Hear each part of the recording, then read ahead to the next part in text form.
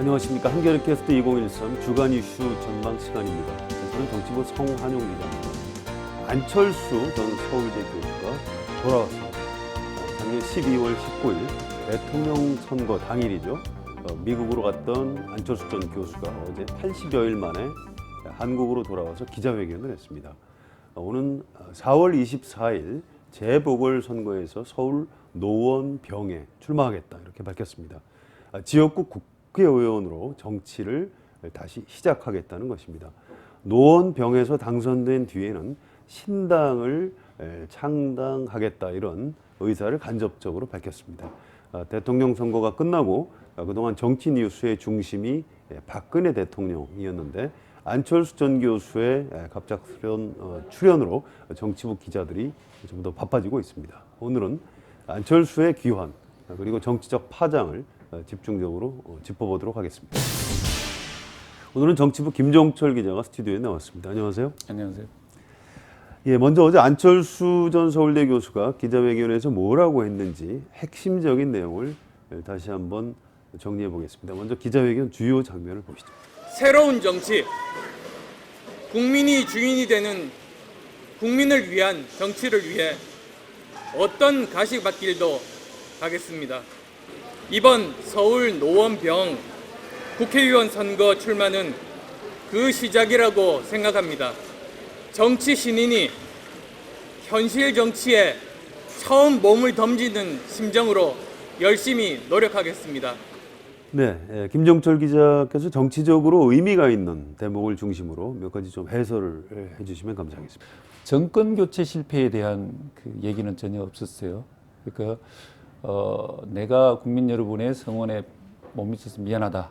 요까지만 했고, 근데 전반적으로 야권 후보 단일을 내서 띄었었는데 거기에 대해서 정권 교체가 실패에 대해서는 언급이 없었던 부분이 좀 눈에 띄었고요. 또 하나는 박근혜 정부에 대한 혹은 현 여권에 대한 각을 세우지 않았다. 박근혜 정부에 대해서도 뭐 그냥 성공한 정부가 되길 바란다 이렇게 언급한 거라든지 자신의 새 정치 구성과 관련해서 그러니까 편을 갈라서 대립하는 그런 높은 정치는 자기는 그런 것 대신에 오히려 국민의 마음이라든지 이런 것들을 소중히 여기는 낮은 정치를 하겠다. 즉 자신이 하는 정치는 국민과 함께하는 낮은 정치를 하겠다. 그게 이제 새 정치다라고 이야기하면서 기존의 정치들에 대해서는 편을 가르는 정치다 이렇게 비판을 하면서 즉 여야 모두를 비판하는 안철수는 제3의 길 내지는 그동안에 이야기했던 그러한 예전과 같은 그런 정치를 꿈꾸고 있는 게 아닌가 이게 좀 돋보이는.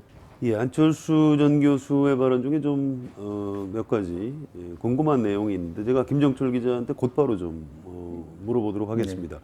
자, 우선 첫 번째 부산 영도에 나가지 않고 상대적으로 좀 쉬워 보이는 서울 노원병에 출마하는 이유가 뭘까요? 안철수 전 교수를 지지했던 많은 분들은 좀 더 그 박근혜 정부나 여권하고 각을 세울 수 있는 지역 혹은 야권의 영토를 차지할 수 있는 지역 이런데 이제 어떻게 보면은 하나의 야권의 장수로서 안철수 교수가 그런 부분들을 맡아주기를 좀 바라는 여론이 좀 더 많은데.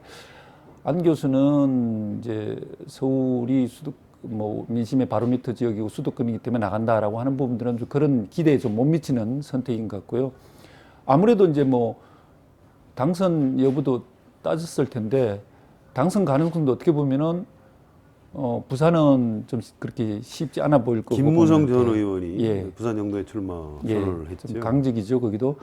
그리고 이제 노원병은 역대로 보면은 야당 후보가 훨씬 많이 지난 18대 홍정욱 의원을 빼고는 그 이전에 쭉 임채정 그다음에 노회찬 두 분이 계속 그 번갈아 국회의원을 냈던 야당 강세 지역이지 않습니까? 그러니까 아마 그런 부분들 야당 후보로서 어차피 자리매김할 거니까 안철수 후보도 그러면 그 지역이 좀 당선 가능성이 좀 쉽기 때문에 그렇게 택한 거 아니냐. 이런 이제 분석도 할 수 있겠죠. 네, 알겠습니다. 자, 노원병 출마는 정치적인 현실이 이제 된 것 같고요. 자, 노회찬 공동대표, 진보정의당 공동대표 부인 김지선 씨가 출마 선언을 했는데요. 자, 이렇게 되면 안철수 전 교수하고 김지선 씨가 경쟁을 할 것 같습니다. 네. 또 민주통합당도 후보를 현재로서 내겠다 이런 방침인데요. 자, 야권 후보 단일화에 대해서 안철수 전 교수가 무슨 생각을 하고 있는 것일까요? 정치공학적인 접근은 하지 않겠다 이런 이야기를 했습니다. 그리고 그 전에 송호창 의원이 이제 안철수 교수가 노원병에 출마하겠다라고 뜻을 밝히면서 했던 이야기는 정치적인 반대 연합은 하지 않겠다. 즉, 그 야권 후보 단일화를 좀 하지 않겠다는 데 역점이 실린 것 같고, 또 현실적으로도 뭐 야권 단일 후보 단일화가 지난 대선 때나 그 19대 총선 때 사실은 했지만 이제 좀 피로감도 있고 그거를 집중적으로 추진하기는 좀 어려운 부분들이 있거든요. 그래서 아마 그런 걸 염두에 둔 것 같은데, 그렇다고 해서 지금 보면은 야권 후보 단일화를 하지 않겠다라는 뜻을 명시적으로 밝히고 있는 것 같지는 않습니다. 어제 보면은 정치공학적인 접근을 하지 않겠다라고 밝히면서도 뜻이 같은 사람들끼리는 뭐 언제든지 열린 마음으로 만나겠다, 대화할 수 있다라고 이야기했거든요. 그 이야기는 뭐, 그리고 또 한 가지 이야기는 저처럼 저 외에도 양보하는 정신이 많았으면 좋겠다 이런 이야기도 했어요. 그런 말을 염두에 두고 해석해 본다면은 민주당이나 아니면은 그 진보정의당 김지선 후보하고도 단일화 가능성을 열어놓은 게 아닌가 이렇게 봅니다.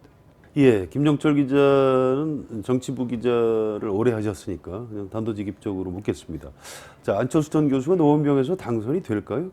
민주통합당이 후보를 내고 또 진보정의당 김지선 후보가 나오고 안철수 교수가 나오고 야권 후보가 3명 정도가 되면은 그거는 저는 쉽지 않을 거라고 보고, 그럴 때는 안철수 아니라 뭐 안철수보다 더 그 강한 후보가 있는지 모르겠지만 그런 사람이 나온다 하더라도 아마 이기기 힘들 거라고 보고요. 대신에 민주당이 후보를 내지 않고 안철수 후보하고 김지선 후보 그리고 뭐 통합진보당 후보를 거기 낸다 그랬으니까 그렇게 나왔을 경우에는 글쎄 유권자들이 이제 어떤 판단을 할지 모르겠는데 그런 경우에는 좀 당선 가능성이 있지 않겠나. 그러나 이러나 저러나 간에 안철수 후보가 쉽게 그 당선되리라고는 좀 그렇게 점치는 건 좀 어려울 것 같습니다. 쉽지는 않을 것이다. 그러나 상당히 당선 가능성은 있다. 있다. 자, 어제 회견에서 기자들이 안철수 전 교수한테 신당 창당에 대해서 질문을 하던데 예. 명확하게 답변을 한 건 아닌데 노원병에서 당선이 되면 그 이후에는 신당 창당을 하겠다 이런 말로 저는 들었는데 제가 옳게 들은 건가요? 예, 저도 그렇게 해석하고 있습니다. 그 안 교수가 어제 그 부분에 대해서 어쨌든 국민들한테 선택을 받는다면은 국회 들어가서 뜻을 같이 하는 분들과 함께 일할 수 있지 않을까 이렇게 기대한다 이렇게 이야기했습니다.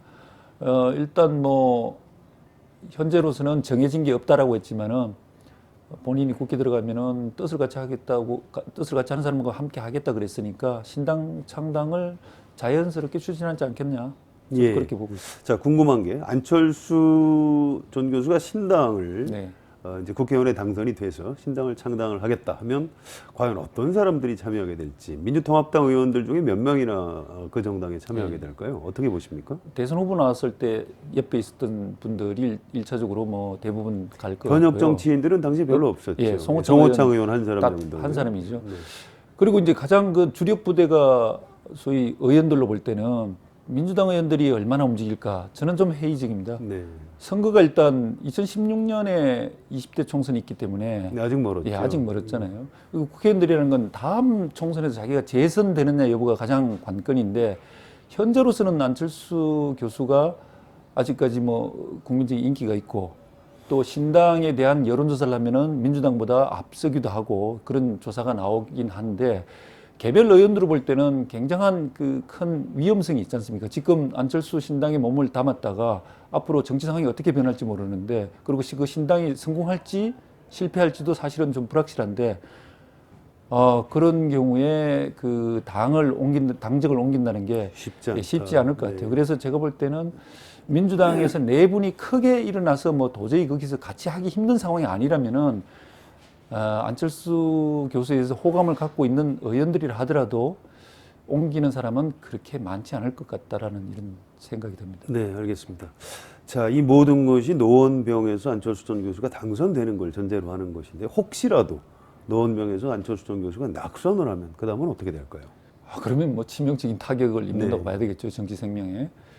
근데 그 경우도 저는 민주당이 후보를 냈을 경우하고 안 냈을 경우가 좀 다르지 않을까. 민주당이 후보를 내서 떨어지면은 그때는 뭐 안 교수 쪽이나 아니면은 또 지지하는 지지자들이나 볼 때 민주당이 새 정치의 새싹을 밟은 어떤 원인 제공자처럼 되기 때문에 그 어떻게 보면 민주당이 좀 지탄을 받겠지. 책임을 일차적인 책임 민주당이 갈 수 있단 말이에요. 그러면 안철수 후보나 그쪽에서는 어떻게 보면은 다음에 어떤 행보를 할 수가 있는 거고 민주당이 후보를 안 낸 상태에서 떨어진다. 그러면은 안철수 전 교수 책임으로 그렇죠. 돌아오는 안철수의 정치력이라든지 뭐 이런 것들이 바로 이제 일차적인 책임이 되기 때문에 거기에 따라서 저는 좀 달라질 거다 결과가 이렇게 보고 있습니다. 알겠습니다.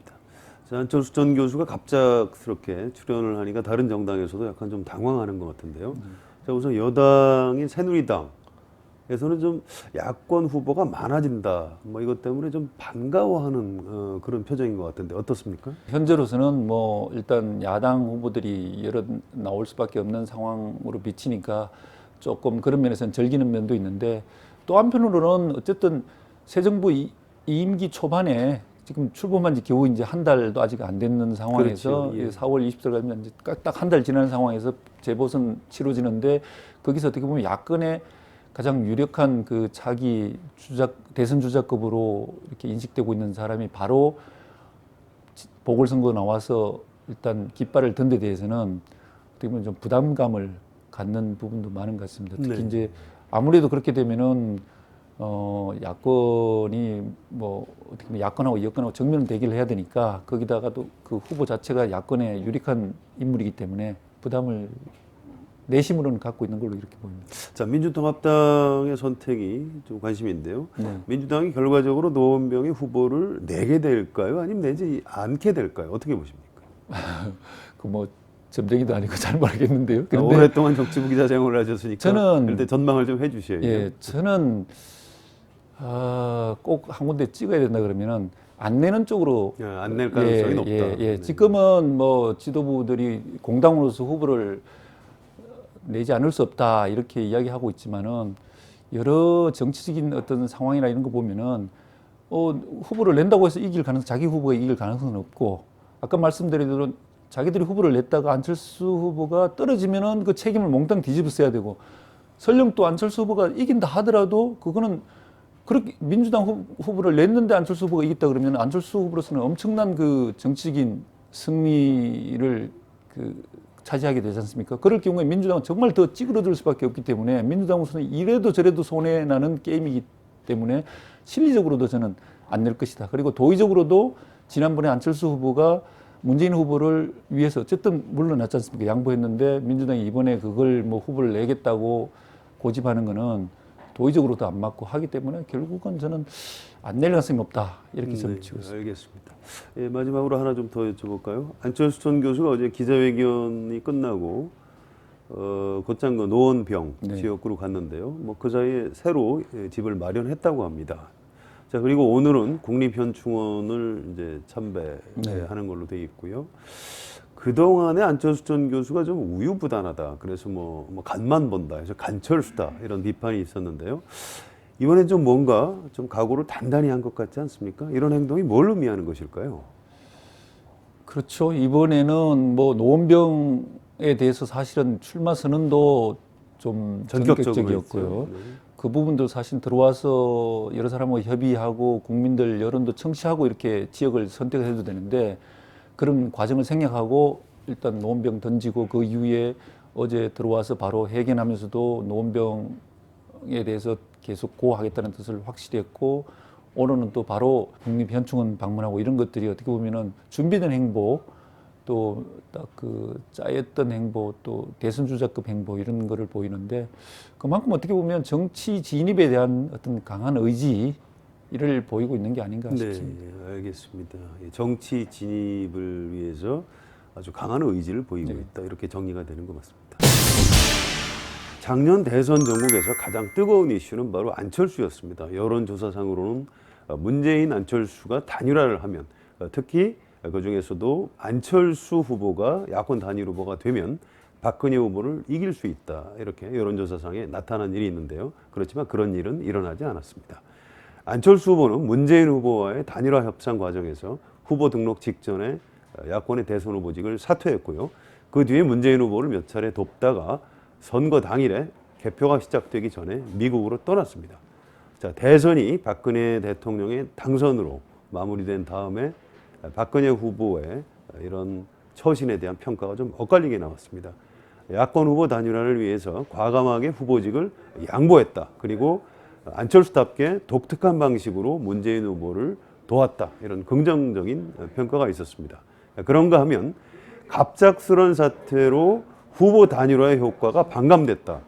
또 지원 유세도 최선을 다해서 한 것 같지는 않다. 이런 비판이 있었습니다. 대통령 선거가 끝나고 나서 많은 사람들이 아마 이런 생각을 했을 것입니다. 안철수 전 교수가 야권 단일 후보가 되고 문재인 후보가 도왔다면 안철수 대통령이 탄생했을까? 또 안철수 전 교수와 문재인 의원이 아름다운 경선으로 단일화에 성공했다면 정권 교체가 됐을까? 이런 궁금증들이 있을 것입니다. 저는 그렇지는 않다고 생각합니다. 정치에서 뭐가 어떠했으면 결과가 달라졌을 것이다. 이런 식의 가정은 사실은 부질없는 상상에 불과한 것입니다. 뿐만 아니라 때로는 패배자들이 책임을 남에게 떠넘기기 위해서 그런 식으로 핑계를 대는 경우가 많습니다. 안철수 전 교수는 어제 기자회견에서 이런 말을 했습니다. 저의 부족함과 준비 부족으로 새 정치에 대한 국민적인 여망을 실현시키지 못했고 설령 정책 비전의 방향은 옳았다고 해도 국민들의 고통과 땀 냄새를 담아내는데 많이 부족했다고 생각한다. 이런 말을 했습니다. 저는 그 말이 옳다고 생각합니다. 어쩌면 안철수 전 교수가 이제야 정치인으로서 제대로 된 진단을 하고 있는 것인지도 모르겠습니다. 당분간은 안철수 전 교수의 정치적인 새 출발 차분하게 지켜보는 것이 좋을 것 같습니다. 오늘은 정치부의 김정철 기자가 좋은 말씀을 해주셨습니다. 감사합니다. 한겨레 캐스트 2013 지금까지 정치부 성환영이었습니다.